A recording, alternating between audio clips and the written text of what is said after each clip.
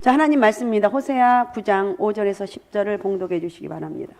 너희는 명절날과 여호와의 절기의 날에 무엇을 하겠느냐?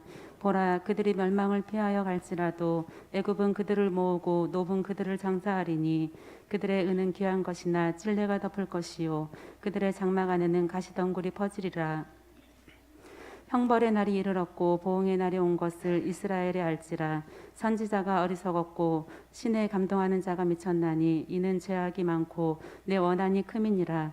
에브라임은 나의 하나님과 함께한 파수꾼이며 선지자는 모든 길에 친 새 잡는 자의 그물과 같고 그의 하나님의 전에는 원한이 있도다. 그들은 기브아의 시대와 같이 심히 부패한지라. 여호와께서 그 악을 기억하시고 그 죄를 벌하시리라.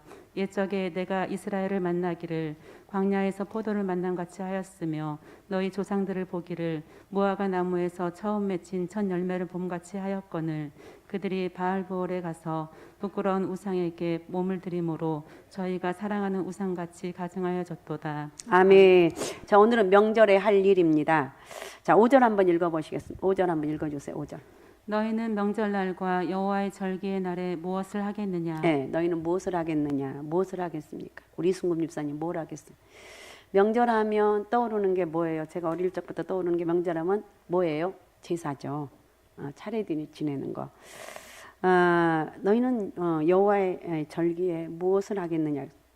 성경은 이스라엘의 우상을 섬기다가 하나님의 징계를 받아 이방에 끌려가서 아수르에서 성전이 없고 희생을 드리거나 절기를 지키지 못하면서 받는 고통을 생생하게 성경이 말해주고 있습니다. 그러니까 우리는 명절을 또 지킬 수 있도록 또 예배할 수 있도록 인도하신 하나님 은혜를 감사합니다. 모레가 설날이죠. 설날은 우리 민족 최대의 명절입니다. 설이란 새해 첫머리란 뜻이고 설날은 그 중에서 첫날이란 의미를 가지고 있습니다. 이러한 설날의 어원에 대해서는 대개 3가지 정도의 설이 있다고 그러는데 한번 들어보시기 바랍니다. 우선 설날을 낯설다는 의미의 어근인 설에서 낯설다, 가운데 설에서 그 어원을 찾는 것인데, 그래서 설날은 새해에 대한 낯설음이라는 그런 의미, 아직 익숙하지 않는 날이라는 뜻을 동시에 가지고 있다고 합니다. 설날은 묵은 해에서 분리되어서 새로운 해에 통합되어 가는 과정으로 아직 완전히 새해에 통합되지 않았기 때문에 익숙하지 못한 그러한 단계에 해당되는 것이라는 거예요. 그 다음에 두 번째 설날은 선날, 계시라는 뜻의 선다는 그 말에서 새날에 시작되는 날이라 이렇게 해석합니다. 이 선날이 시간에 흐르면서 설날로 와전되었다는 뜻인데, 또 마지막으로 설날을 삼가다 또는 조심하여 있다라는 뜻의 옛말인 섭다에서 그 어원을 찾기도 합니다.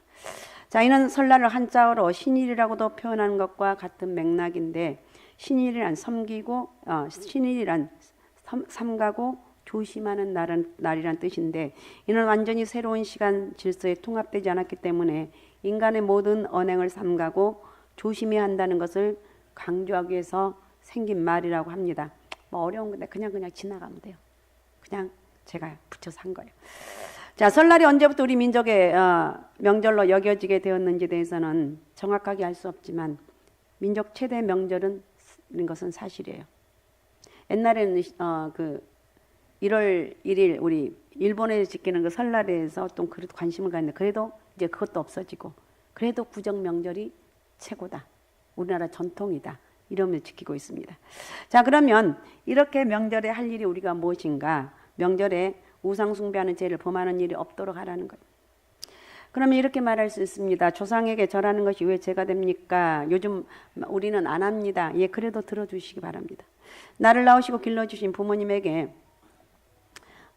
존경을 표하는 마음에서 절하는 것이지 무슨 신에게 하는 것이 아니므로 그것이 우상 숭배일 수 없지 않는가, 이렇게 말합니다. 돌아가신 분에게 절하는 것은 존경의 표시이지 무슨 신에게 절하는 것이 아니지 않는가. 그럴 때 여러분 헷갈려요. 맞아, 나도 그렇게 생각한대요. 그 환상을 깨라는 거예요. 성경에 다른 신에게 절하지 말라고 했지 죽은 분에게 제사하는 것을 금했다는 말이 어디 있는가, 이렇게 말합니다. 그럴듯한 말이죠. 그러나 제사는 분명히 우상 숭배라는 것. 돌아가신 분들에게 제사를 드리면 귀신에게 절하는 거예요. 귀신을 섬기는 거예요. 제사법에 의하면 죽은 사람을 위해서 신주로 모시거나 옛날에 저는 그런 거 잘 모르는 지방을 써 붙일 때 생전 벼슬을 못한 분에게는 현악 현고학생부군 신이라고 쓰고 여자인 경우에는 현고학생시 신이라고 쓴 후에 절을 합니다. 신이라는 말이 귀신이 되었다는 뜻인데 제사를 보면 신이 내리게 하는 강신과 내린 신에게 절하는 참신의 순서가 있습니다. 즉 제사는 죽은 사람이 영원히 온다고 하고 믿고 있는 의식인데 제사를 지내는 이유가 자기 조상이 돌아가신 후에 그 영혼이 여기저기 떠다니다가 제삿날이나 무슨 명절날에 와서 음식을 먹는다는 사상에 젖어 있기 때문이라는 것. 다시 말하면 사람이 죽으면 영혼은 아무데도 가지 않고 세상에 있는 식구나 친척들과 가까운 곳에서 방황하고 있다고 믿고 있습니다. 그러나 이것은 어리석은 생각이다. 점을 딱 찍는 어리석은 일이다. 인간은 죽으면 가야 될 곳으로 가는 거예요. 예수 잘 믿는 사람은 천국 가고 예수 믿지 않는 사람은 지옥 가는 거 두 가지예요. 하나님 앞에 지은 죄 중에 가장 큰 것은 무슨 살인이나 간음보다도 우상 숭배가 가장 큰 죄입니다. 그러므로 성도들은 하나님이 가장 진노하시는 우상 숭배는 어떻든지 거부하고 하지 말아야 돼. 조선 후기 천주교가 제사 문제로 한참 박해를 받을 때 이호영이라는 천주교인이 문초를 받게 되었습니다. 너는 이건 제 말이고 너는 야는 제가 한 말이에요. 너는 부모님께 제사를 지내지 않느냐. 누가 보든지 조상에게 제사를 안 지내는 자들은 개나 되지만 또 못한 것이니 이런 자들은 죽어 마땅하지 않는가. 재판관원이 호되게 꾸짖자 이호영은 대답하기를 그 제사라는 것은 헛되고 무익한 것입니다. 잠드신 부모님께 음식을 차려다 드리고 잠이 드신 채 그것을 잡수시라고 생각하는 그처럼 어리석은 일이 어디가 있겠습니까? 그러니 부모가 돌아가신 후에 음식을 잡수신 줄 생각하는 것은 더 어리석은 일이 아닙니까? 영혼은 예수 믿으면 천국으로 가고 믿지 않으면 지옥 갑니다. 육체는 무익한 송장에 지나지 않습니다. 또 영혼은 신령체이므로 물질적 음식을 먹고 살지 못합니다. 이렇게 그러자 그 관원이 노해 갖고 이놈아 조상에게 제사를 드리는 것이 헛되다. 그렇다면 내가 무릎 꿇고 기도하는 것도 헛되고 무익한 일이 아니냐. 이제 기도하는 거 기독교인들이 기도하잖아요. 이 후통을 치자 다시 대답합니다. 천주는 전능하시고 하나님은 전능하신 분, 무한히 선하시며 그 모든 걸 다 아신 하나님께 당연히 그분에게 기도를 해야 됩니다. 당연한 거예요. 더 할 말이 없어진 재판관원은 그를 몹시 배제하고 옥에 가둡니다. 그리고 3년 후에 1838년 11월 25일 36세의 나이로 순교합니다. 이렇게 순교당하면서까지 제사를 반대했던 천주교가 요즘은 제사를 허용하고 있다는 것은 가슴 아픈 일입니다.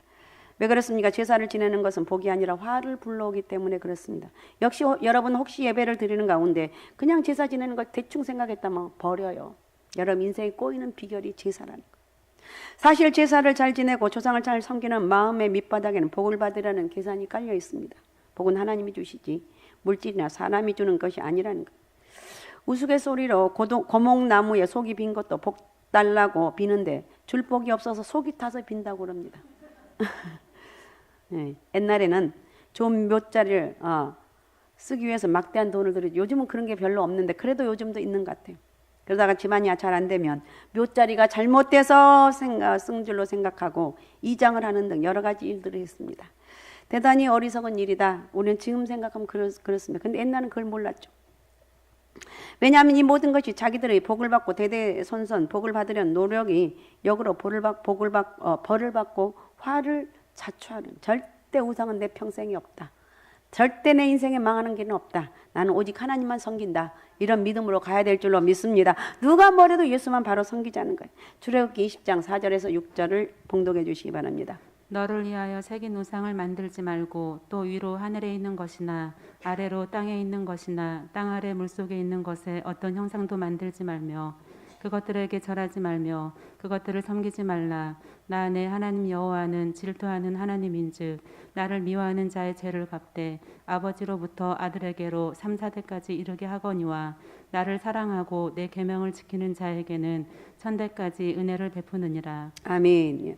5절에 보면 여호와는 나 내 하나님 여호와는 질투하는 하나님이라고 했어요. 질투한다는 것은 자기 백성들이 우상에 절하는 걸 절대로 용납하지 않고 진노한다는 것.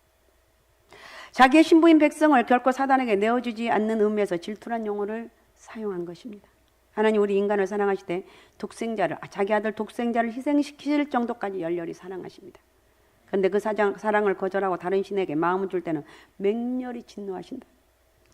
사실 사랑이 있다 하면서 질투의 감정이 없다면 그것은 사랑이 없다는 증거예요. 여러분, 내가 저 사람을 사랑하는데 그 사람이 다른 데 마음 돌리면 질투가 나요, 안 나요? 응? 질투 나죠? 질투 안 나면 이게 좀 나이가 먹으면 그게 좀 이렇게 줄어들어요. 그래도 젊은 사람들 오면은 내가 좋아하는 사람이 다른 사람 오면 막 못 견디가 막 질투가 막 이글이글 타는 경우가 있어요. 그러니까 이거 질투의 감정이 없다면 사랑이 아니라는 거예요. 하나님은 다른 신에게 마음을 두고 숭배하는 자를 자기를 미워하는 자로 인정하고 있어요. 그러므로 그런 자에게 진노하셔서 징벌하시되 그런 자들뿐만 아니라 그 후손 3대 4대까지 벌을 내리신다고 하셨어요. 3, 4대 벌을 내리면 멸족이 되고 맙니다. 욥이 시험을 당할 때 욥이 혼자 남았습니다. 그대로 죽었다면 대가 끊기고 말았을 것인데 자손을 회복시켜 주십니다. 그래서 그 복이 계속해서 이어지는 것을 볼 수가 있습니다. 복을 많이 받기 위해서 우상을 많이 섬기는 가정, 제사를 많이 지내는 가정의 자손은 복을 받기는커녕 하나님의 저주가 임한다는 것을 명심해야 돼. 알았사옵나이까? 우리 집사님 한 분은 1년에 13번 제사를 지냈는데 하나님 만나고는 다 끊었어요. 근데 이분이 이제 믿음 생활, 지금 예배 드리는지 모르겠는데 믿음 생활 잘하고 이렇게 하는데도 이제는 몸이 아파서 목사님 내가 살 수가 없어요. 병원 가도 안 듣는데 사방팔방. 그래서 집사님 좀 건강하면 나가 또 돈 벌려고 그러니까 그냥 하나님이 주신 대로 그냥 먹고 살고 기도하며 살아가라고. 어쨌든 우리는 정말 이 제사 지낸 것 그러면서 여러분 제사 지낼 때도 남모르게 은밀하게 지낸 분도 있는데 하나님은 우리를 절대 다 하시는 분 믿습니까? 그래서 나를 사랑하고 내 계명을 지키는 자에게는 1000대까지 은혜를 베푼다고 말하고 있어요. 복을 1000대까지 주시니까. 그 사실이 역사 속에 증명되는데 우상을 많이 섬기던 뭐 인도나 중국, 이집트, 동남아시아들은 수천 년의 찬란한 문화를 가지고 있는 나라들이지만 얼마나 못 사는 요즘 그래도 많이 좋아졌습니다. 과거에는 야만족이고 어떻든 해적의 조상들이었던 그들이 바로 누구죠? 영국이나 미국 이런 사람들은 과거에는 해적의 조상들이었어요. 야만족이었어요. 그런데 이들이 일찍 하나님 받아들인 이들이 복받는 후손이 되었어요. 성경의 약속대로 되어진 거예요.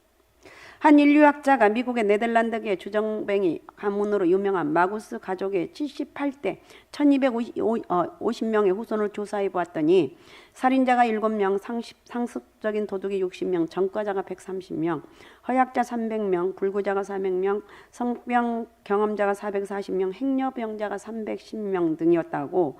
더 한심한 것은 정당한 직업 종사자 겨우 20명, 78대에 걸쳐 20명 정도밖에 없었다는 것. 이와 반대로 영국에서 미국으로 이주해서 신앙적으로 온전히 살았던 조나단 에드워드의 후손 78대 1400명을 조사해 보았는데 총장이 13명, 교수가 100명, 학교 설립자 14명, 의사 60명, 목회자 100명, 군인 75명, 문학자가 60명, 판검사 및 변호사가 180명, 관리가 80명, 뭐 그 밖에 부통령, 시장, 대사, 상하원 의원 등이 있었고 그들이 남긴 저자가 135종이나 되었다고 합니다. 여러분 자녀들과 후손들이 복받기를 원한다면 명절의 우상숭배를 절대 하지 말아요. 제사도 지내지 말고 다 버리는 거예요. 돌아가시 전까지는 잘하는 돌아가시면 제사 그 날짜까지 잊어먹는 거예요. 알았습니까? 그래도 어떻게 잊어먹으라니까요. 잊어먹어요. 그 대신 살아계실 때 잘하는 거예요. 하나님만 사랑하고 그 계명을 지키기를 기뻐하는 자들 되므로 우리는 복을 받는 사람들이 되어야 되는 거예요. 우리 인간은 죽으면 구원받는 성도는 기쁨과 위로의 처소인 천국으로 가고 믿지 않는 영혼들은 고통의 처소인 지옥으로 내려가서 고통을 받으면서 대심판 날까지 기다리는 줄 알고 공연히 무익한 우상 숭배하면서 하나님의 진노의 대상이 되지 마시기를 바랍니다. 그래서 참된 효는 예수 믿는 일이다. 그래서 전도하며 믿음으로 살아가시기 바랍니다. 1923년 경기도 광주 남한선성교회 주일학생 요즘 주일학생들 참 워낙 저기 하다 보니까 이런 게 없네. 옛날에는 주일학교 애들도 굉장히 투철했어요. 주일학생인 김성숙 학생은 애가 붕괴 때 은혜를 받고 어머니가 믿는 우상을 밤에 몰래 가지고 나가서 다 부셔버렸어. 그러자 어머니가 매우 노하면서 자기 딸을 때렸어. 그러자 김성숙은 아주 공손한 말로 어머니 사랑하는 딸을 때리시 얼마나 애처로우십니까? 옛날 말로 그 우상을 없앤 것은 어머니를 불순종하려는 것이 아니고 어머니께서 헛된 우상을 섬기시면 지옥에 가실 줄 제가 확실히 알기 때문에 그랬습니다. 이렇게 눈물로 어린아이가 이렇게 호소할 때 그 부모는 감동을 받고 예수님을 믿게 되었다고 합니다. 그래서 진정한 효도는 뭐냐? 예수 진정하게 믿는 것이 참 효도인 줄로 믿습니다. 예수님을 잘 믿던 사람들은 세상에 떠날 때 그렇게 행복하게 떠나요. 죽고 난 후에 그 모습을 보면 안 믿는 사람들은 그렇게 험악한 그런 모습을 하고 또 믿음으로 가는 사람은 그렇게 얼굴이 평안하고 살도 부드럽고 죽음에 이렇게 막 경직된다고 그러죠. 자, 어떻든 그러므로 진정한 효도는 어쨌든 부모님이 살아계신 생전에 예수님 믿도록 도와주셔서 천국 가시도록 해야 됩니다. 민족 문화나 전통을 기독교 문화로 바꿔야 갑니다. 그래서 우리 기독교인들은 정말 믿음 안에서 기도하면서 안 믿는 가족들 위해서 전도하는 그런 명절이 특별히 되시기를 바랍니다. 자, 예수님께서는 외식하는 바리새인들을 비판하셨지만 바리새인들의 좋은 것은 장려합니다. 마태복음 23장 23절입니다. 화 있을진저 외식하는 서기관들과 바리새인들이여 너희가 박하와 회향과 근처의 11조는 들이되 율법에 더 중한 바 정의와 긍휼과 믿음은 버렸도다. 그러나 이것도 행하고 저것도 버리지 말아야 할지니라. 예, 이들은 얼마나 11조를 철저하게 했는지 박하와 회향과 근처의 11조는 드렸습니다. 얼마나. 그러면서 정의와 공율과 믿음은 버렸는데 이것도 버리지 말고 저것도 버리지 말라는 거. 다 하라는 거. 하나님을 사랑하고 사람을 사랑하라는 가르침으로 우리는 그 십자가의 완성이죠. 하나님 사랑, 이웃 사랑. 자, 마태복음 22장 37절에 40절입니다. 예수께서 이르시되 내 마음을 다하고 목숨을 다하고 뜻을 다하여 주 너의 하나님을 사랑하라 하셨으니 이것이 크고 첫째 되는 계명이요 둘째도 그와 같으니 내 이웃을 내 자신같이 사랑하라 하셨으니 이 두 계명이 온 율법과 선지자의 강령이니라. 아멘. 그러니까 우리가 이제 명절이다 제사를 안 지낸다 그러니까 이제 부모까지 이렇게 하는 거 절대 그러면 안 돼요. 효의 정신을 십계명의 효의 정신으로 만들어 가야 돼요. 효도 우리 민족 고유의 문화이자 성경적 정신이라고 한번 생각해 보면 될 것 같아요. 하나님 이스라엘 백성이 하나님의 자녀로서 꼭 행해야 할 삶 지표인 십계명을 주셨습니다. 십계명 중 대인계명에 관한 첫 번째가 내 부모를 공경하라는 것인데 출애굽기 20장 12절을 한번 읽어주시기 바랍니다. 내 부모를 공경하라. 그래야면 내 하나님 여호와가 내게 준 땅에서 내 생명이 길리라. 예, 우리에게 이러한 성경의 핵심 사상과 통하는 효정신이 있다는 것은 하나님의 큰 사랑이다 이렇게 말했어요. 세계적인 역사학자 아놀드 토인비 박사는 한국에서 인류 문명에 크게 기여할 것이 있다면 그것은 부모를 공경한 효사상일 것이다 그랬어요. 이렇게 가장 한국적이고 가장 성경적인 효가 가장 세계적인 것이 되었다는 거예요. 효의 원조인 성경을 아는 우리 모두 더욱 효를 행하고 가르치고 장려하는. 그러니까 내가 성경적으로 해야 됩니다. 우상 앞에 안 믿는 부모라면 아이고 1년 동안 고생했다. 우리 제사 잘 지내자. 어머니 이건 안 됩니다. 거부하라는 거. 그리고 더 잘하라는 거. 왜 그러는가? 우상 숭배는 여러분 인생을 망하는 것이기 때문에 그렇습니다. 자, 어떻든 그리고 이제 명절에 가서 이제 모일 때 가정의 복음화가 일어나고 가정 중심의 성경적 그런 가족교회를 이끌어가는 그런 역사가 여러분에게 있다는 거예요. 민족 전통 중에서 가족은 굉장히 중요합니다. 가족은 인간의 행복을 위해서 하나님께서 최초로 만드신 공동체입니다. 그뿐만 아니라 예수님께서 이 땅에서 처음 기적을 베푸신 것도 가족이 새 출발하는 혼인잔치였습니다. 성경은 가족을 대단히 중요하게 생각을 합니다. 디모데전서 5장 8절입니다. 누구든지 자기 친족 특히 자기 가족을 돌보지 아니하면 믿음을 배반한 자요 불신자보다 더 악한 자니라. 아멘. 자기 가족을 돌보지 아니하면 안 된다는 것이 믿음을 배반한 자고 불신자보다 더 악하다고 했어요. 우리 민족은 가족을 소중히 여기는 민족입니다. 명절에 가족을 보기 위해서 천리길도 맞이 아니하고 어제부터 많이들 이동을 했습니다. 고향을 찾아갑니다. 가족을 위한 것이라면 아무것도 아까워하지 않고 희생합니다. 문제는 예수 없는 가족이나 예수 있는 가정 이게 중요한 거예요. 우리는 예수 믿는 가정으로 여러분 이끌어가는 우리 가정 예수 믿는 가정이 되게 하옵소서. 예수 믿는 가정이 되었다면 감사하고 아직도 예수 믿는 가정이 아니라면 하나님 우리 가정도 예수 믿는 가정 되게 하옵소서. 기도하는 거예요. 믿습니까? 자, 로마서 9장 3절을 또 읽어주시기 바랍니다. 나의 형제 곧 고륙의 친척을 위하여 내 자신이 저주를 받아 그리스도에게서 끊어질지라도 원하는 바로라. 예, 믿지 않으면 내가 그리스도에게 끊어질지라도 내가 전도하지 못하면 끊어져도 괜찮다는 거예요. 가족을 전도한다는 이 일념으로 이렇게 바울이 얘기하고 있습니다. 서로 가족과 친척이 서로 사랑하고 결속을 다지는 좋은 기회예요. 그리고 예수 믿게 하는 축복의 가정. 요즘은 많이 이제 희박해졌지만 함께 음식도 만들고 아이들과 함께 놀아주고 조상들의 이야기를 해주고 우리 민족의 5,000년 역사를 생각하면서 여기까지 인도하는데 그래도 최고의 복을 받은 것은 하나님의 은혜다. 믿습니까? 우리나라가 이렇게 복을 받는 거 예수 믿은 이후로부터 시작되었다. 이런 일 꼭 해줘야 돼.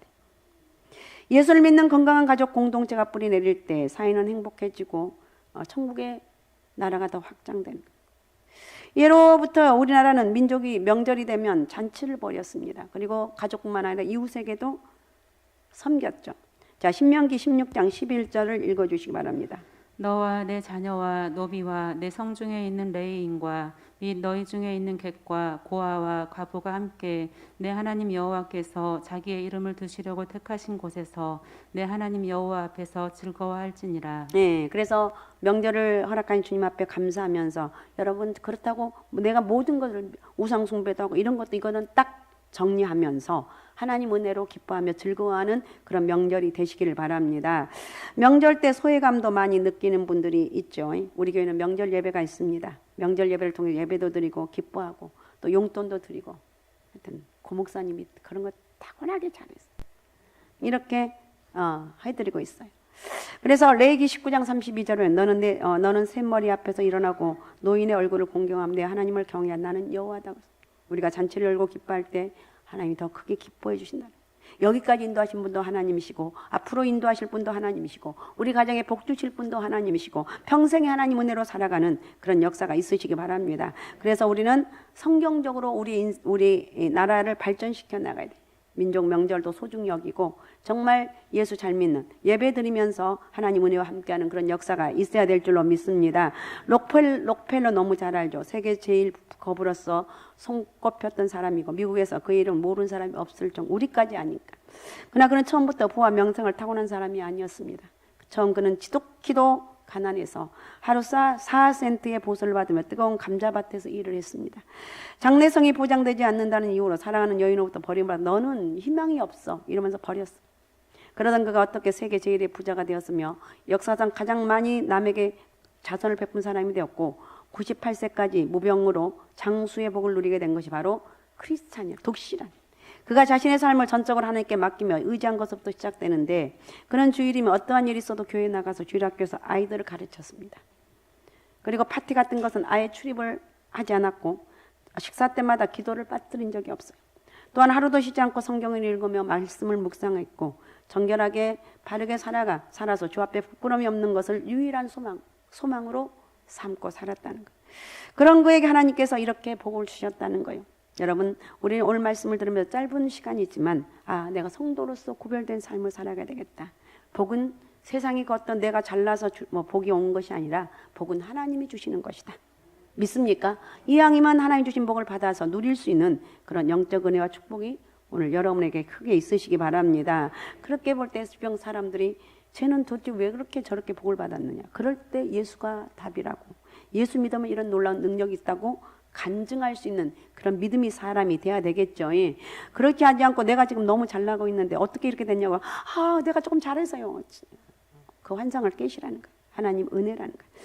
자, 어떻든 오늘 말씀의 결론을 보면 우상을 섬기지 말고 전도하고 효도하고 기독교 문화를 만드는 그런 설명제를 되시기 바라고 하나님 앞에 믿음으로 또 기도하면서 예배드리는 그러니까 지방 못 가신 분들은 또 교회 오셔서 예배드리시고 또 지방 가신 분들은 설 명절 예배 순서지 있으니까 그걸 가지고 와서 예배드리고 아셨습니까?